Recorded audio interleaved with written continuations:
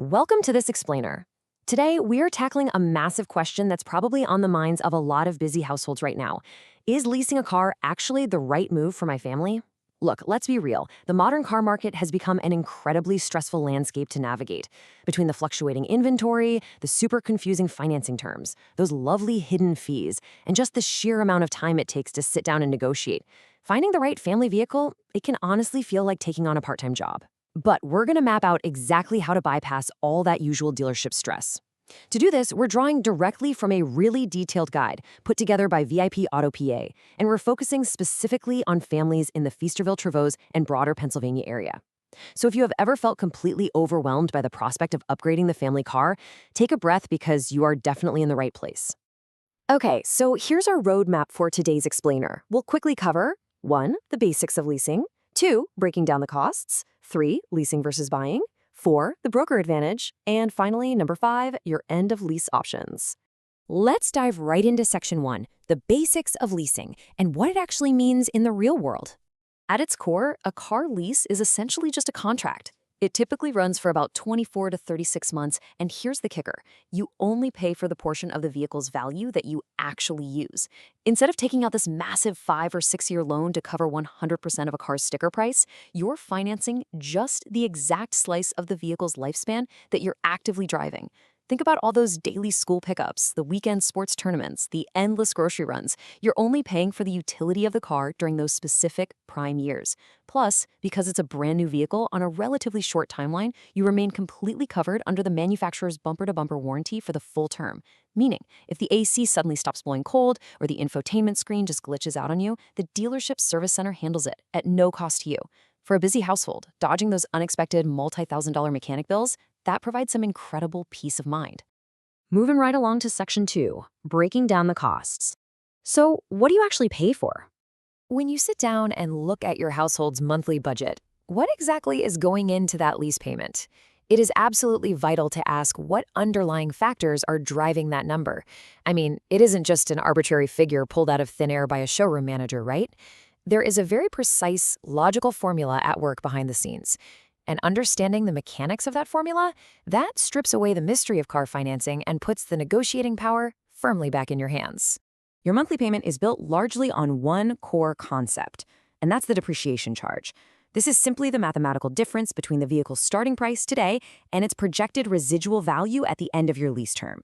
So let's say a car costs $40,000 today, and the bank projects it will be worth $25,000 in 3 years. That $15,000 drop in value, that's the depreciation. You take that $15,000, divide it over your 36 months, add a standard finance charge, which, by the way, is just the lease equivalent of an interest rate, commonly known as a money factor, and boom, there is your base cost. It's just straightforward math based entirely on how much value the car is naturally going to lose while your family drives it. But here's where your physical location really matters. Leasing in Pennsylvania, specifically in areas like Feasterville, Trevose, is uniquely advantageous compared to a lot of other parts of the country. See, the state of Pennsylvania taxes only the monthly lease payment as it occurs. They do not tax the full, upfront purchase price of the vehicle the way some other states do. If you were buying that same $40,000 car outright, you'd be paying taxes on the entire $40,000 from day one. By taxing only the monthly payment, this specific regional advantage immediately makes leasing significantly more affordable. It effectively keeps your hard-earned cash sitting right there in your checking account, rather than sending it all up front to the state revenue department. Now, another cost factor families always stress over is the dreaded down payment. We've all been conditioned to believe we have to hand over this massive check just to get the keys. But can you lease a great family car with zero down? Absolutely. To be radically transparent here, let's say you have roughly $2,400 in typical upfront costs. Things like your first month's payment, state registration, standard bank acquisition fees. If you choose to roll that entirely into a 36-month, zero-down lease, it equates to roughly $67 extra a month. For most households, taking on an extra $67 a month is an incredibly worthwhile trade-off. It allows you to keep $2,500 in liquid cash readily available for, say, emergency home repairs, family vacations, or medical expenses, all without sacrificing the safety and reliability of a brand new car. All right, on to section 3, leasing versus buying, the ultimate showdown. Which one is right for you? We can really break this decision down into two distinct groups, the lease persona versus the buy persona. And look, neither option is universally better. Your success depends entirely on making sure your actual driving habits align with your financing choice. If you drive a predictable 10,000 to 15,000 miles a year, you love having the absolute latest safety technology and the reliability of a brand new car every 2 to 3 years, and you prefer keeping your monthly payments as low as possible rather than building long-term equity, well, you're the classic lease persona. On the other hand, let's consider the buy persona. If your family plans to drive that same SUV until the wheels literally fall off, like keeping it for 8, 10, maybe 12 years, buying makes total sense. Additionally, if you're racking up massive annual mileage, well over 20,000 miles from intense cross-country road trips, or you want to permanently modify the vehicle with heavy-duty roof racks, custom suspensions, stuff like that, buying is definitely your best bet there. Okay, Section 4, the broker advantage. Why even choose an independent broker in the first place? Take a listen to this recent client review for VIP AutoPA. It says 4.6-star rating across 128 Google reviews. No pressure, no hidden fees, and a process that does not require taking a day off work. This kind of social proof clearly shows that families desperately want a straightforward, highly transparent process that just completely cuts out that deep-seated dealership anxiety. And we've all experienced that anxiety before, right? Wasting a precious Saturday sitting at a sales desk for 6 hours, haggling back and forth over hidden fees while the kids get restless and hungry in some cramped little waiting room. It's the worst. Consumers clearly want a vastly improved, modern way to get their vehicles. And here is exactly why that better way works. Because an independent broker isn't tethered to one specific manufacturer like a traditional franchise dealer is, they have zero lot inventory limits. Think about it. A standard dealer can only sell you what is physically sitting on their asphalt on that specific day. But an independent broker uses factory direct sourcing to tap into a network of hundreds of dealers. They can find the exact trim, the precise options package, and the specific interior color your family actually needs, without forcing you to pay for expensive add-ons you don't even want, just because it happens to be the only car available.